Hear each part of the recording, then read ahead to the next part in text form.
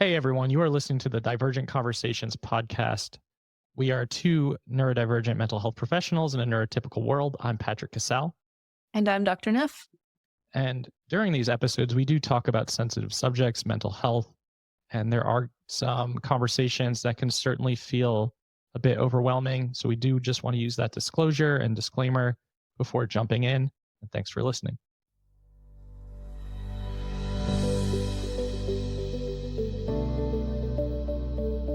Hey everyone, welcome back to Divergent Conversations. As we get closer and closer to wrapping up this season on burnout, we want to do an episode on AuDHD burnout because it's something that's not talked about a lot. But I know for a lot of us who do identify as AuDHD or autistic and ADHD, it's a real experience. And I know for me, I go through it.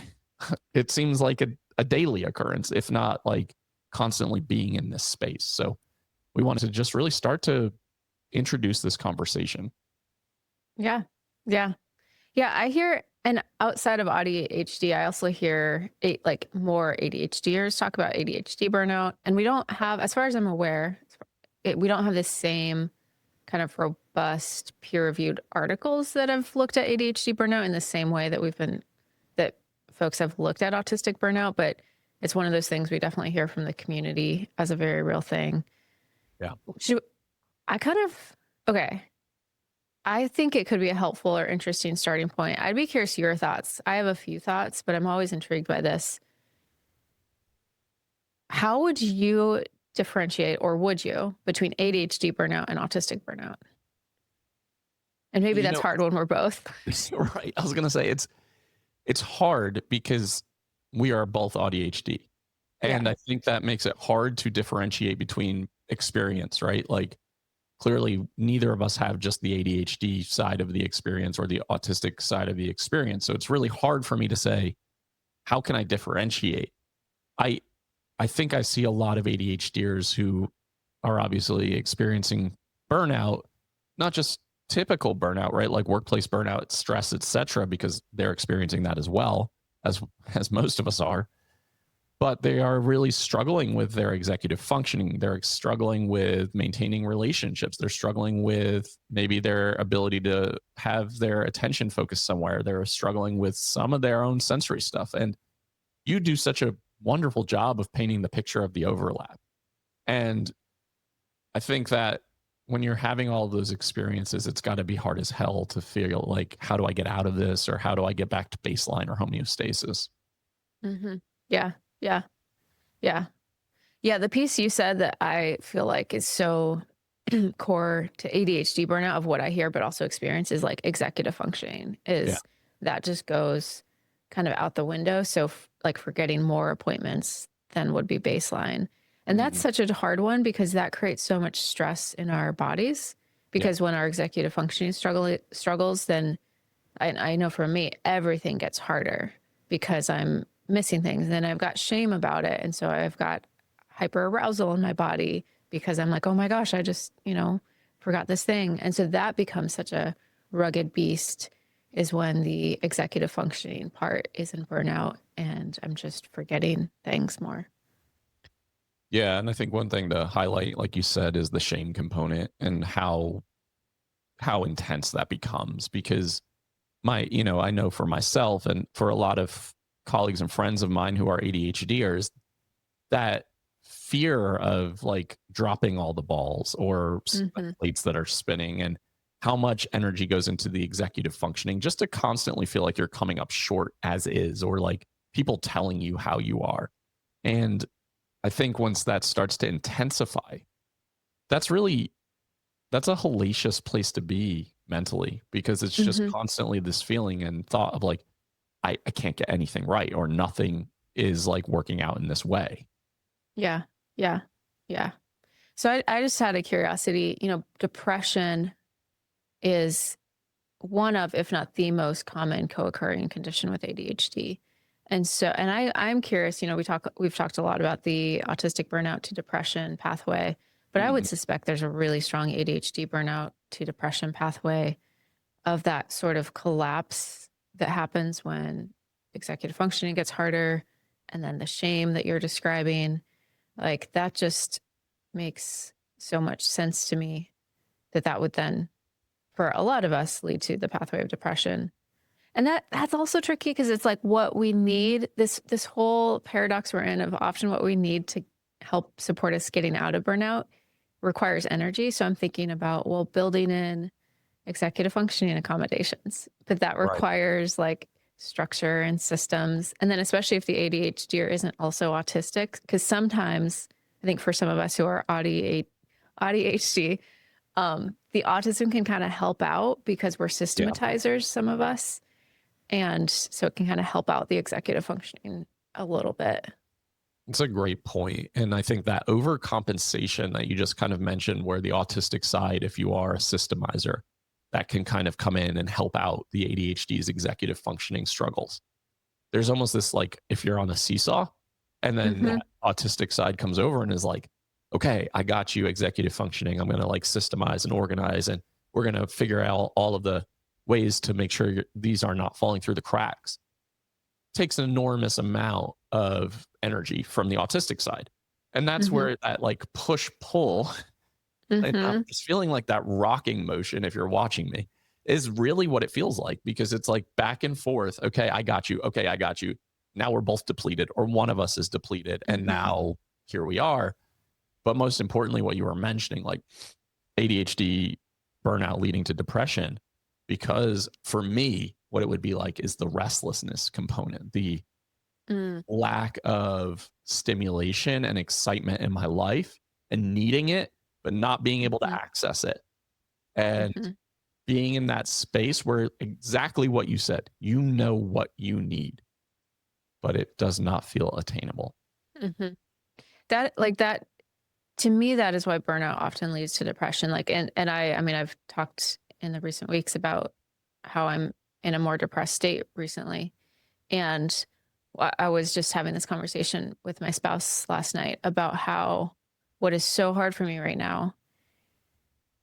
Work is, and this is why like I have compassion for being a workaholic. Yep. Work and monotropic monotropicing is the main way that I distract from my painful thoughts. And so especially if I'm in a depressed state, that becomes really important. And then when I cannot access work or when work becomes a source of stress, like right now, work just feels I don't have like a deep focus project that's feeling enjoyable. So work just feels stressful. It also feels really hard because I am more fatigued. And so executive functioning, task initiation. And so I don't have work to escape to. And so then I'm Right. stuck with these thoughts that are not the most pleasant thoughts. And so that is certainly part of the equation for me is when in burnout, I don't have access to the things that I typically rely on to help escape some of the heaviness that I live with. Yeah. Yeah. It's a really hard place to be. And what I hear you saying too, right, is you're still working, but the stuff you're Hmm. working on feels not exciting, monotonous, routine, like redundant, and it just doesn't give you the spark. Because we've talked about interest-based nervous Hmm. systems on here for ADHDers, and if the stuff we're working on, is like some of the necessary evils of whatever, that's not exactly going to fulfill us. That's not going to create that enjoyment or that flow state, even, or that hyper focus that we seek in that ADHD side. Hmm. Well, and that's the thing for me. I'll often say the first sign I'm in burnout is that I lose access to my curiosity.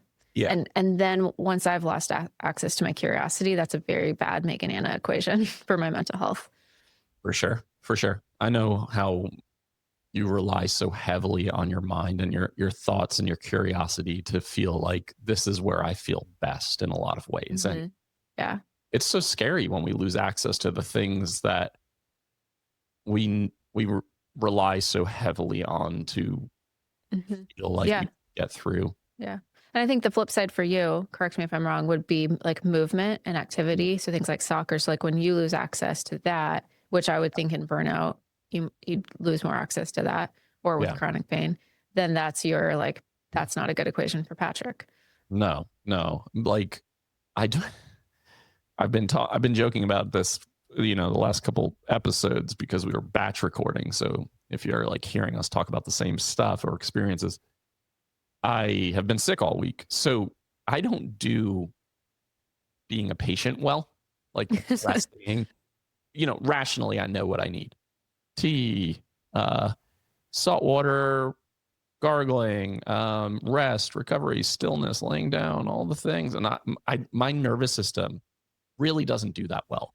So when I am struggling mentally or emotionally, or I'm in burnout and I can't access movement or getting off of my couch or getting out of my bed, it's not a good place for me to be. I go to a really dark place in those moments. Yeah. Yeah. Yeah. I Actually, can imagine. Hmm.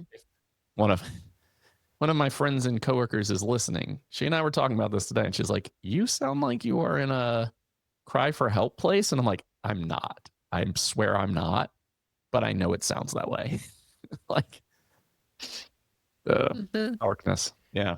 Yeah. Which I think and this is something that has shifted in our recording, and maybe why, a few episodes ago, I was like, why do people listen to us? I feel like we're being more open about the heaviness that we live with.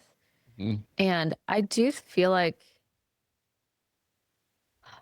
what am I trying to say? Like, it's important to be able to kind of zoom up and talk about, I'm saying something that's really heavy and hard and I'm safe Mhm. versus like, I love that your friend was able to ask. It kind of sounds like you're in a cry for help, and to do that check-in of Yeah, like, are you okay? for sure. Because it is really important to have people in our life that we can comfortably talk about how hard the things are that we live with. And it's also important that we be able to do those check-ins of like, are you sharing this in a way that this is connecting and helpful? Or are you like, Mhm. should we do a more explicit check-in here? Like, are you okay? Yeah. Yeah. Yeah. I think that's unbelievably important and necessary. And I appreciate the person who did that. I was actually talking about my Ireland escape for writing, and she was like, "Okay, I hear you saying that you want like dark, gloomy, rain, misery. Perhaps break it up and like go to Spain or Greece in the middle of it and get some sunshine in your life." And I was like, "I really want to embrace my like inner Edgar Allan Poe slash Anthony Bourdain personality type." And she was like, "Again, are you okay?" And I'm like, "Yeah, I'm Yeah. fine. I'm as fine as I can be." Yeah. Because there is something about embracing the melancholy Yeah. that can be aligned, that can be supportive, but it's also like, in what ways are we embracing the melancholy? Yeah. And yeah, Exactly. how are we doing that safely? Yeah. And I think sometimes when we're in burnout, embracing the melancholy and embracing like, Embracing slow is mhm, what that would be. Yeah. yeah, it's Yeah. very helpful. Yeah. Um, I think so often we want to like push through something or get through something or change our circumstance because it's uncomfortable. And a lot of times society says that's what we should be doing. But in reality, like sometimes we do have to embrace the slow and Hmm. acknowledging that it is going to be a little bit of a bumpy ride for a little bit, but acknowledging also like zooming out. How often do we experience these lows and these periods, and how often do we come out of them? Just to acknowledge that this is not forever, this is not permanent, Hmm. this is not finite. I love that you said that, because that's, again, if depression's also in the mix, that's what depressed mind, that's one of the tricks it will play, is that this is what forever looks like. Yeah. And so I think if we can contextualize the experience of, my body is communicating to me that it's a season of slowdown, Yeah. and there will be different seasons. There will be other seasons, but in this season, I'm slowing down, and being able to remind ourselves that it's a season, I Yeah. think becomes, I know for me, that can be hard for me, but when I'm able to do it, it is so helpful. Because yeah, my catastrophic mind wants to be like, it's always going to be like this. It's always been like Sure. this, Yep. which is just not true. Right. Yeah. And I think that's the one of the hardest parts of depression is the Hmm. kind of the lies that our brain and our body communicates to us. Like, this is how Yeah, life is all the time. And it's yeah, like, No. Like, Like, no, and that's where I do like kind of this, act-based therapies where I'll be like, well, okay, that's depressed mind talking. So mhm, doing some things that give it a little bit of distance yeah, and just naming like, okay, I see what you're up to. And right. I understand why you are giving me these thoughts and feel this way, but also I know other things are true too. Yeah, I like that you mentioned that because I think distance and separation, acknowledging like, hey, this is here, but there's a reason that this is here too. I think Hmm. burnout can also really be an indication and a not an an acknowledgement of like I've pushed myself too far for whatever Hmm. reason, or I've been impacted too greatly by something. This is a slowdown message. This is an indication. This is a like Hmm. an alarm going off of saying like, okay, Something's not working. yeah. And Yeah. sometimes that's helpful in a way to to zoom out a bit, get a bit more introspective when you can access it to say like, okay, what is not working here, and are there things that I can change or um, adapt or implement going forward, even if it's like little things that I can do. Hmm. Yeah. Yeah. Absolutely. Hmm. Yeah, I've had kind of an awakening the last few awakening, that sounds so big. That's too big of a word. Um, New insights have arrived to me in the last few months because I've been so I brought on a business partner, but it started with kind of who who's from the more traditional business space and has helped me kind of zoom out with me and see what I've built over the years. And Mhm. one of the insights that he's had is, Megan Anna, you have so many executive functioning struggles that you are not accommodating. You just overwork. This is why you're working like 80, 90-hour work hours, is your accommodation, which is not an accommodation for your executive functioning struggles, is just overwork. Yeah. And so I really, it's been interesting. I would have thought a lot of my burnout was autistic driven, but I'm realizing I think a lot of the burnouts I've been experiencing are a huge bit of it is the ADHD and the executive functioning and my struggles to like appropriately actually accommodate my executive functioning struggles. So I'm going to get metaphorical here so we can go back to our hellacious burnout city metaphor. And what I Hmm. imagine that to look like in burnout city hell is like a roof that is leaking and you're constantly trying to patch it, but you're like Mm. patching it with the wrong material constantly. So you're just making more work for yourself and you're I tiring would yourself out. totally do that too. Whenever there's a problem, I just jump to like whatever's nearest me to try and solve it. And it's Yep. typically not the best solution. So I'd literally be there just like putting up new patches like for hours until someone would come up to me and be like, Megan Anna, do you know that like if you go down a level, there's actually a patch that'll work and then you don't have to stand here for 8 hours? It's That is just the story of Megan my life. standing on this roof with like a bucket trying to catch the water as it's like coming in. But in reality, it's like, hey, maybe if we So tried this thing. I feel like this is kind of an autistic ADHD thing where if I have a solution that works good enough, I just stick with it, even if it's not the most efficient one. Yeah. And I'll get stuck in this like this um groove where it's like, but it works. And I also think it's so I think it's partly autism, but I also think it's I had so many experiences through my life of people being like, "Well, do it this way." But then I either couldn't understand what they were saying or I would try it that way and it didn't work for me. So I Mhm. also think I get overly attached to things that kind of work because I Yeah. don't trust if someone's like, "We'll do it this way." I don't trust that I'll A understand or B that it'll actually work for my brain. Yeah. I totally relate to that actually. And I think there's that like some of that rigidity in the thinking too of like, well, this is good enough. And trying it differently is like a task or routine disruption. And this is too impactful. So I'm going to continue down this path, although I know there's a solution that would probably be a little bit better or easier. And really hard. I've even said it out loud to myself sometimes when something is not working. And I'm like trying to get myself out of that mindset where I'm in either monotropic focus or I just cannot shake it to be like, hey, shake yourself out of this. And it's really hard to do. It is so hard. And partly because it takes again, it takes energy Hmm. to zoom out and be like, are there other solutions I'm not considering? This Yeah. has been so yeah, it was the partly because of the stress of everything we went through with the website migration. This is where I decided to bring in a business partner because I was at a point of stress of like, do I just Hmm. shut this thing down? Like this Yeah. feels like such a massive thing to be holding on my own.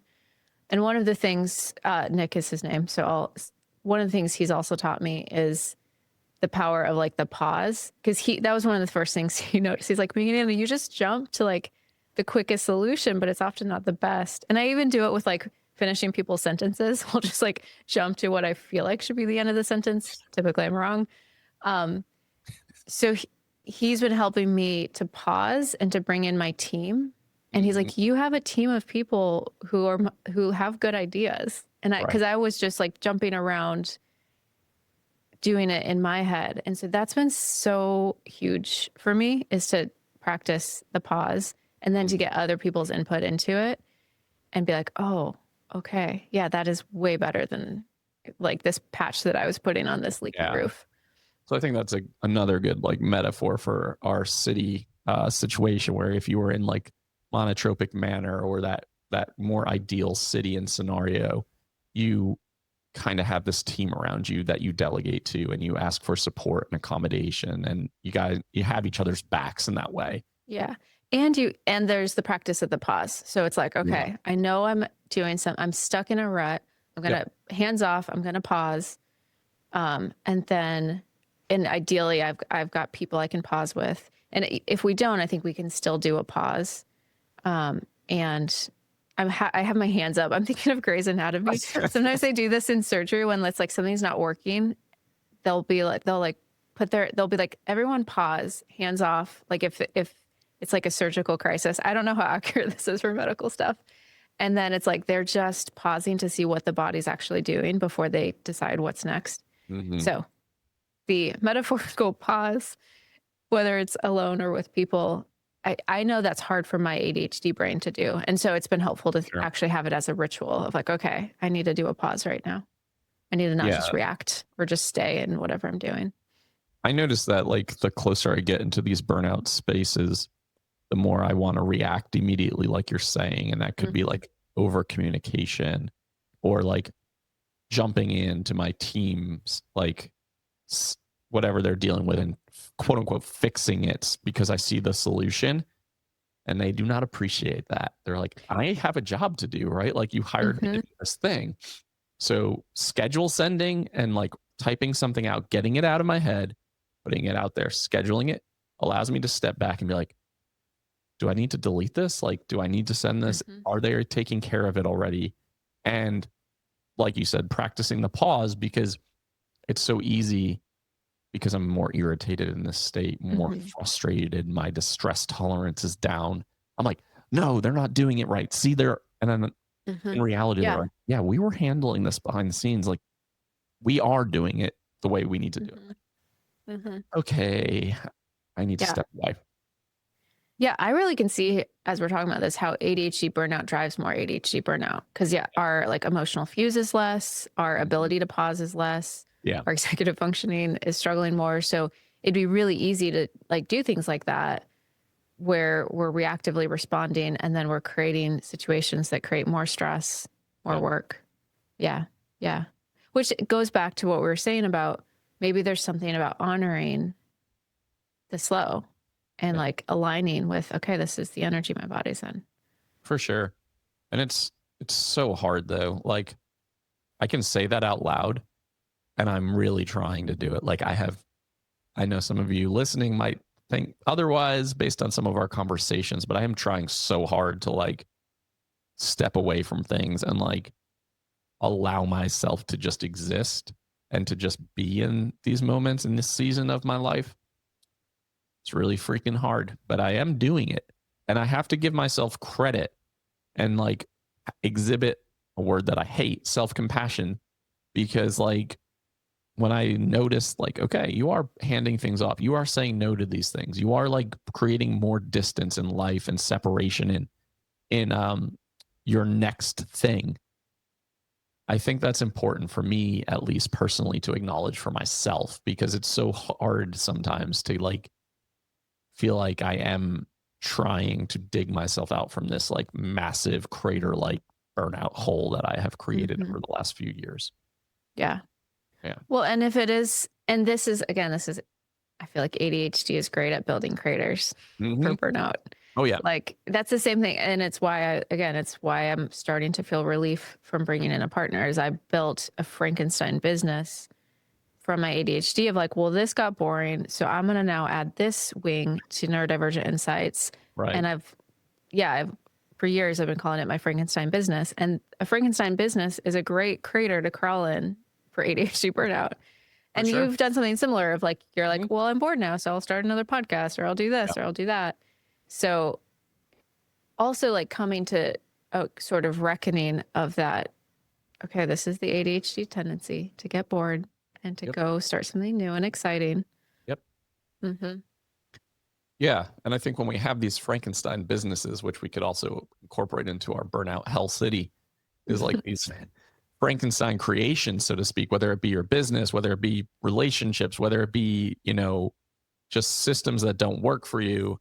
It's almost like, how do we take this beautiful monster creation and turn it into something that feels more effective and more supportive of what we need? And I think Yeah.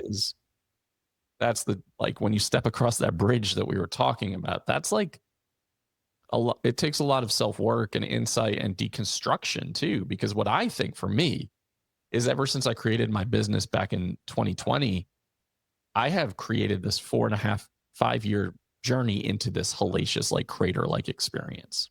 Hmm. Yeah. Yeah.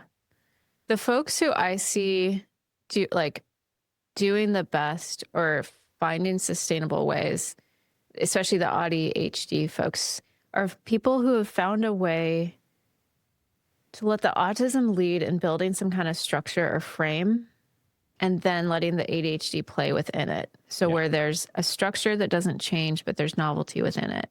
Yep. And folks who can figure out how to do that and build that in their lives, I have found it feels like they've got a bit of sustainability to work with. So now the $1 million question: how do we do that? I mean, that's where, like, I think the zooming out helps. I think Mhm. when, if the person does have access to systematizing, thinking like that's where that can be really helpful of, okay, Yeah. what's going to be the structure or the ritual that creates the sameness, the container.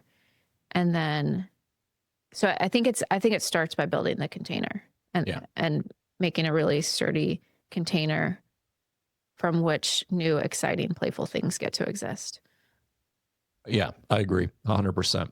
And I think that if you're in that, if you're already, if you're moving towards this burnout that we've been talking about, that's, now's the time. Like, everything you can do to create that container and to protect yourself, acknowledging that, like, you are getting closer and closer to that crevasse almost.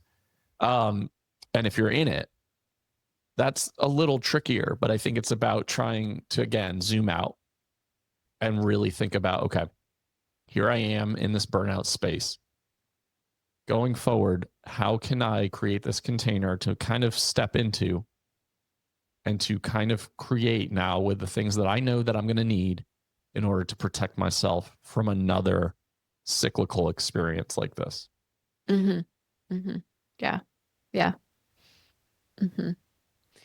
So this is a little bit of a pivot, but I mean, I think we've explored some of the ways that autism and ADHD could exacerbate burnout, which from like sensory stuff to executive functioning stuff to the internal tensions you named of I want to socialize, but then that drains me. Yeah. Are there ways where you see being autistic and ADHD helping you? Like helping you build a life that's a little bit more resilient to burnout? Like the fact that you are both. Yeah. Right. I hope. Um, yeah. I think that the more I've zoomed out, the more I've understood both neurotypes and both experiences have allowed for me to start to co-create like that container in that world, because now I Mhm. acknowledge ADHD wants the novelty, the playfulness. Let's give it space, but let's try to build in accountability measures. Let's try to build in structure. Let's try to build in boundaries. Let's try to communicate with people who I'm close with about how to do check-ins, how to Mhm. kind of support when things are happening. So for me, I do think I've like future planned in a way that feels more harmonious, opposed to Mhm. ADHD steering the ship directly into Yeah. iceberg and the So Titanic. so the autism helps the ADHD. Are there ways the Mhm. ADHD helps the autism? Yeah, I think that playfulness piece, like allowing me Yeah. to be a little bit more playful, to get a little more excited about certain things in my life, to become more childlike in certain ways, with Mhm. ways that I always used to have such a firm grasp on, of like, no, this is too silly. No, this is too like, Mm. I didn't know I was going to enjoy rolling around with giant rat rodent things a couple days ago with my friends. And, you know, that capybara experience, that, acknowledging that the playfulness is so important for me, and trying to figure out ways that I do enjoy being playful and excited, and allowing myself to embrace that more and more has been really, Mhm. really, really helpful for me. So the ADHD kind of helps you find the life sparks Yeah. or the energy sparks and the life Yeah. sparks. Yeah. Yeah. And the autism helps create some like containment. Hmm. Yeah. That makes sense. I feel like And I resonate with that. I think I also have to have acceptance that the autism side needs like 70 to 80% of the container, Mm. which the So ADHD uh-huh. side doesn't appreciate. I was just thinking that. Yeah. But I think that is Mm. my reality of like, I really need to have control over that environment 80% of the time. Yeah. Yeah. Yeah. And I About could see you? how the ADHD would be like, nah. Yeah. I'm busting out of this thing. Yeah. Yeah. Yeah. So that's part of Burnout City is like in Burnout City, they're just like locked in an arm wrestling match Yeah. constantly. Yeah. But in the monotropic manner city, they have created this really harmonious structure where they're both content and happy. ADHD feels safe because like ADHD feels safe because it actually has a container that feels sturdy, Yep. and autism feels like appreciative of the life the ADHD contributes to the container. Yeah. Yeah. Mm. Hmm. I think in like monotropic manner, I vision, like I have the vision of them like skipping, holding hands. I feel In like the autistic part would be like, no, I Burnout am City not is like skipping holding hands. constant arm wrestling, and ADHD's muscles are so much bigger, and just like it's one of those Uh-huh. situations where it's like, yeah, let's arm wrestle as a joke, and then just like immediately slams the arm down. Yeah, ADHD is definitely winning that arm wrestle. Yeah. Okay. So how can we come up with a skipping metaphor that doesn't feel so atrocious to the autistic part? Yeah, it is atrocious when I actually say it out loud. Um, hmm. I think that maybe a monotropic manner, the autism side is like, oh, I get to like curl up and read this book or do this work, and I don't have to worry about the sensory stuff. And Mhm. the ADHD side is like outside playing, and it's okay that they have a little space. Uh-huh. Like healthy differentiation. They're not Yeah. enmeshed. Yeah. Yeah. And then they can, when they want to connect, they can parallel play or parallel body work. Hmm. Yeah. They can body double if they want. Mhm. Like, Mhm. and I think it's about the ADHD side knowing and acknowledging I do have the freedom to do Mhm. to do things. Yeah. And the autism side knowing and acknowledging, and they're not going to push it too far. And I think Yeah. that's like the harmonious balance in a way. Yeah. Yeah. Oh, I like that. I like that. Look at Mhm. us being positive. Like, this is why people come and listen, for the positivity. If you want to feel all of the positive vibes, go listen to Divergent Conversation. On Fridays and some days when we take breaks, and on all the platforms. Yeah. No, in all seriousness, I actually am glad we did this episode. Like, it's kind of makes me feel a little more at peace. And also there's like these aha moments or epiphany moments for me where I'm like, Hmm. Yeah. I think there can be some like symbiosis here. Yeah, for You sure. know? Ooh, I just thought of a framework. So this came up in the gifted series we did, but this framework is not at all. So the idea of overexcitabilities like Mhm. comes from like it's very much connected to the gifted idea, but really the idea of overexcitabilities, if you look at it, it's very neurodivergent. And so Kaylin, who uh, works at Neurodivergent Insights, she and I did a workbook last year that I actually love, and I feel I've not done a good job explaining this self-care model, but this was something that she was already doing. It's this idea of we've got these 5 overexcitabilities. So there's like sensory, there's physical or motor, there's intellectual, there's emotional, there's one more that I'm forgetting, but it's this idea. And the way I see them in my mind is like they're these little critters and you need to feed them. And if they're off balance, that's kind of when we're in trouble. And so I think especially when we're ADHD, still struggling to You'll say get it that, one day. like thinking through, okay, which of my overexcitability little critters like could use some nourishment today? Mhm. And which ones are maybe like maybe overbearing or they're, um, I'm in a like strained relationship to them. But there's something about seeing them as these like cute little critters that I feed that I love as like a self-care framework of like, okay. And it's so like this, the physical or the motor, it's like, okay, I need to feed that one because that's where it's lacking. And it's been like when you're sick, it's like Yeah. your little physical motor critter is not very happy. And so it needs some nourishment when you get better. I like that. Yeah, I can get behind that for sure. I think that's a cool framework. And, I have so many fascinating like special interests around animals now. And I could put like one of my 5 favorite animals in each one of those. So that works really Oh my well. gosh. Well, I'll send it to you just so you can see the visuals. And then I would actually be curious what animals you made for each of your over Mm. OEs, your Oh, overexcitabilities. yes. Let's And then you could start talking about like feeding the different animals. see. I like this because then I can have that association. Yeah. Yeah. Okay. Cool. Cool. Okay. Cool. Cool. I'll send it to you. Yeah. And then like, we're just building so many metaphors. I feel like in 2 episodes from now, we're going to be like, and then I fed my hedgehog, and then I went to Manotropic Manor. I was sitting in Manotropic Manor the other day feeding my hedgehog. People are listening and they're like, what the fuck? Thank you for making it all the way through.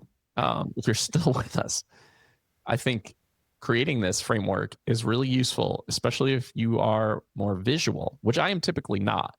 Um, but having like 5 little animal critters that I can kind of have this association with these overexcitabilities, it's all going to make sense. We're going to link this stuff and then it will make sense for those of you who are sitting there like, why am I listening to this still? But if you are, thank you for doing so and listening through this entire series of Autistic Burnout and now AuDHD Burnout. We still have one more episode to go on all platforms and YouTube on Fridays. Thanks for listening. Good.